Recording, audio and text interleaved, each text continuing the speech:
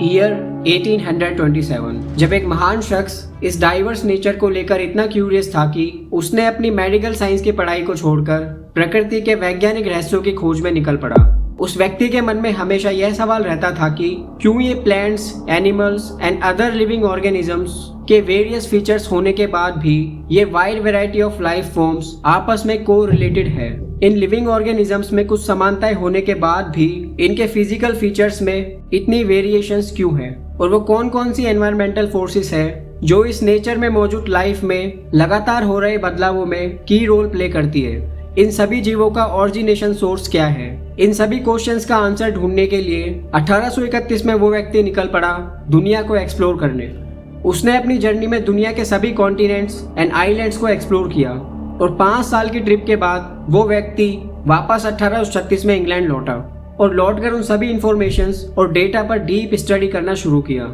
और आखिर में इतनी गहरी रिसर्च के बाद उस व्यक्ति ने उन सभी क्वेश्चंस के आंसर्स को साल 1859 में दुनिया के सामने रखा, और वो आंसर था the theory of evolution by natural selection. और दोस्तों, वो महान व्यक्ति था the great scientist Charles Darwin, जिसने अपनी लॉन्ग एक्सपीडिशन के जरिए नेचर के रहस्यों पर से पर्दा हटाया। दोस्तों, आज की इस वीडियो में हम जानने वाले हैं वो चौंका देने वाले facts about the natural selection, कि कैसे एक खूंखार भेड़िया एक छोटे से पालतू डॉग में बदल जाता है, और क्यों एक ब्लैक वाइल्ड बेयर एक प्राकृतिक घटना की वजह से एक लार्ज वाइट बेयर में कन्वर्ट हो जाता है। दोस्तों, इस वीडियो को देखने के बाद आपका नेचर को देखने का नजरिया बिल्कुल बदल जाएगा और आपकी क्यूरियोसिटी और ज्यादा बढ़ जाएगी। इसलिए इस वीडियो को पूरा जरूर देखें और इस चैनल को सब्सक्राइब करना ना भूलें।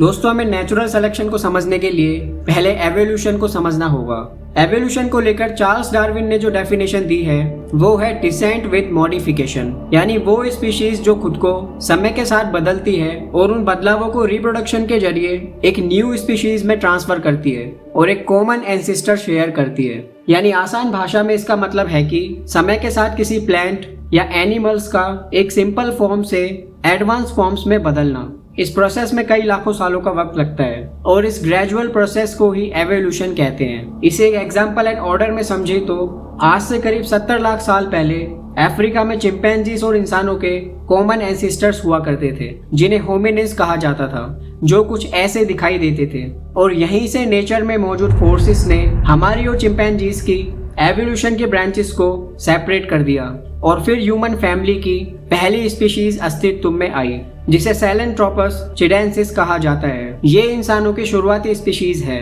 इनके फेशियल फीचर्स करीब चिंपैंजीज की तरह ही थे। इनकी पूरी बॉडी पर घने बाल थे। इनमें बाइपेडलिज्म एबिलिटी ना के बराबर थी, इसलिए ये कुछ दूरी तक ही सीधे खड़े होकर चल पाते थे। लेकिन दोस्तों, नेचर में कोई भी कंडीशन परमानेंट नहीं है, इसलिए इन शुरुआती इंसानों को प्रकृति ने समय के साथ बदलना शुरू कर दिया। आज से 20 लाख साल पहले एनवायरनमेंट में एक बड़ा चेंज हुआ और अफ्रीका के जंगल ग्रासलैंड में बदल गए, जिसके कारण इंसान अपना ज्यादातर समय आउटडोर्स में बिताने लगे, जिससे उनकी बॉडी पर मौजूद फर लॉस होना शुरू हो गए और उन्हें प्रॉपर सनलाइट मिलने लगी। और यूवी रे से प्रोटेक्शन के लिए करीब आज से 10 लाख साल पहले ही इंसानों की आउटर स्किन डेवलप होना शुरू हुई, जो डार्क कलर की थी। और इसी तरह हमारे हेड का साइज धीरे धीरे शेप लेने लगा और हमारा ब्रेन तेजी से डेवलप होने लगा। और वहीं आज से 3 लाख साल पहले हमारे vocal cords and larynx develop होने लगे। इन्हें डेवलप होने में करीब 2,30,000 साल लग गए और इनके डेवलप होने पर ही यानी करीब 70,000 साल पहले इंसानों ने पहली बार साउंड्स निकालना सीखा। लेकिन इस समय का इंसान आज के इंसान की तरह बोलने की स्थिति में नहीं था, क्योंकि उस समय तक किसी साइंटिफिक लैंग्वेज का विकास नहीं हुआ था। और वो साइंटिफिक एंड ग्रामेटिकल लैंग्वेज जिसे आज हम जानते हैं, उसके विकास की शुरुआत आज से करीब 20,000 साल पहले ही हुई है। दोस्तों, अगर बात करें केवल इंसानों के होमो सेपियंस स्पीशीज की, तो सिर्फ इन्हें प्रॉपर्ली बोलने के लिए 2,80,000 साल का वेट करना पड़ा था। और इसी तरह हम इंसान डेवलप होते चले गए और आज हम पृथ्वी की सबसे एडवांस स्पीशीज है।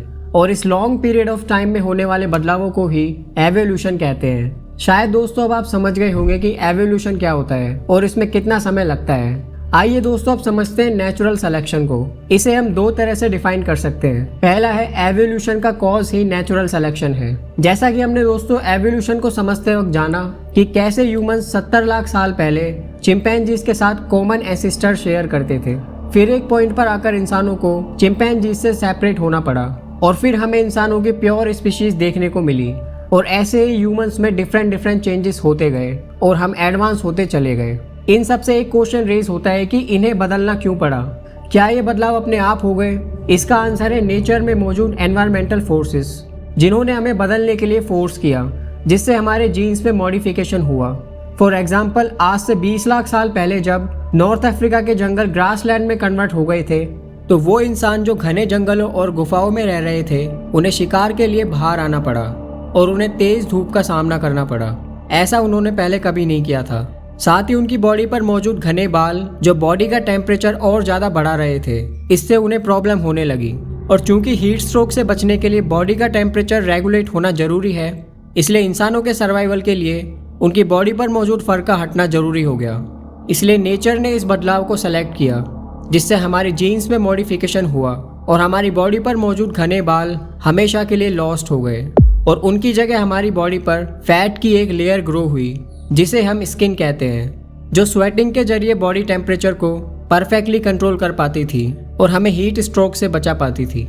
इस शॉर्ट स्टोरी में जो बदलाव का रीज़न है, यानी एक्सट्रीम हीट ऑफ द सन, वो है एनवायरमेंटल फोर्स। और इस फोर्स ने जिन बदलावों को हमारी बॉडी में होने के लिए प्रेरित किया, वही है नेचुरल सिलेक्शन। नेचुरल सिलेक्शन के हम और अदर एग्जाम्पल्स देख सकते हैं, जैसे long neck animal giraffe. Giraffe के एंसेस्टर्स आज के मॉडर्न जिराफ की तरह नहीं दिखाई देते थे। उनकी नेक डियर या एंटीलोप के समान हुआ करती थी, लेकिन इनकी गर्दन इतनी लंबी होने का जो इंटरेस्टिंग रीज़न है, वो है इनका फूड सोर्स, यानी द अकेशिया ट्री।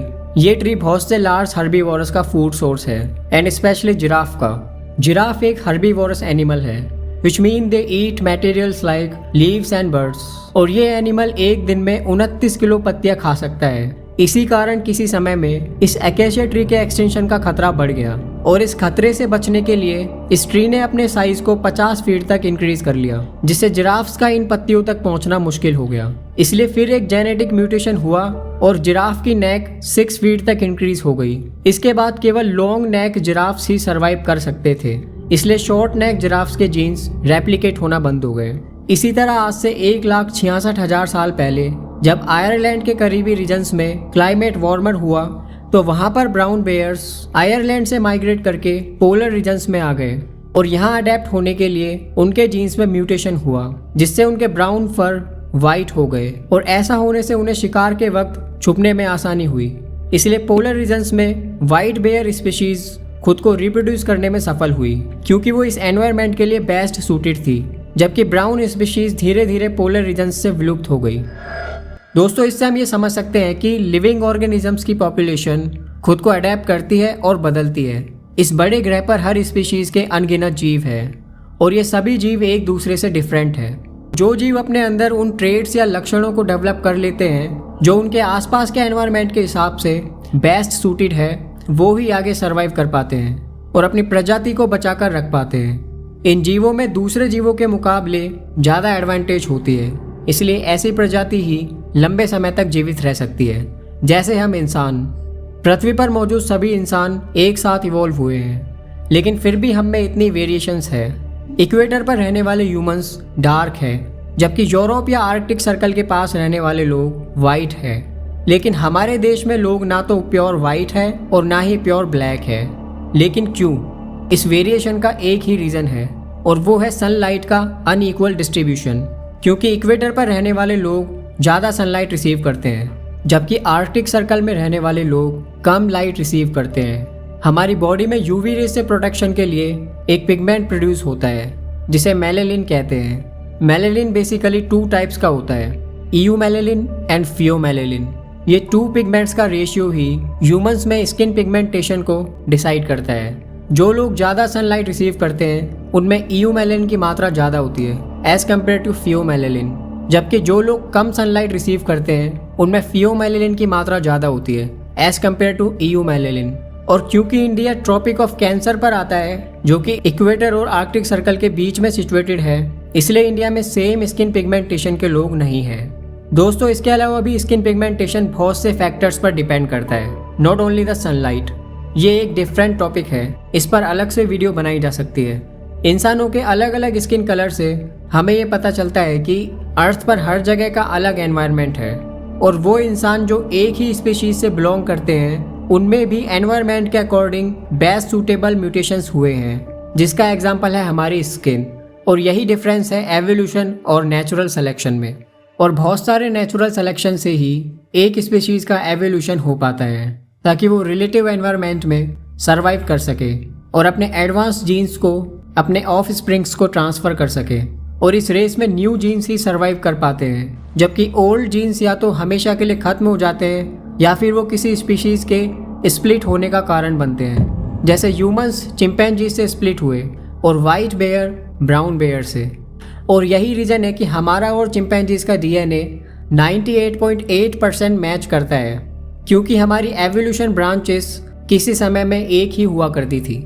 इस वीडियो में हमने नेचर एंड लिविंग ऑर्गेनिजम्स के साइंटिफिक कनेक्शंस को समझा और जाना कि कैसे किसी स्पीशीज़ के एवोल्यूशन में नेचुरल सिलेक्शन एक इम्पोर्टेंट की रोल प्ले करता है।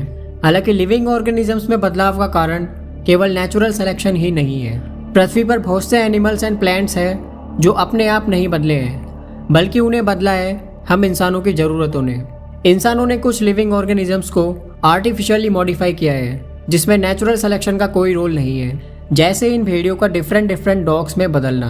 आज से करीब 30,000 साल पहले जब इंसान हंटर गैदरर्स हुआ करते थे और ग्रुप्स में रहकर अपना शिकार करते थे, उस समय कुछ भेड़िए इंसानों के आसपास ही रहते थे, क्योंकि इंसान अपने शिकार में से बचा कुचा इन्हें दे देते थे। नेचुरली भेड़ियों में स्ट्रेस हार्मोन का लेवल बहुत ज़्यादा होता है, इसलिए ये एग्रेसिव होते हैं। मगर कुदरती वजहों से कुछ भेड़ियों में स्ट्रेस हार्मोन का लेवल कम होता है और इसी तरह के भेड़िए इंसानों के आसपास रहते थे और इंसानों ने इन्हें अपने साथ रखना शुरू कर दिया और शिकार करने इन्हें अपने साथ लेकर जाने लगे और बदले में इन्हें बचा कुचा खाना दे देते थे।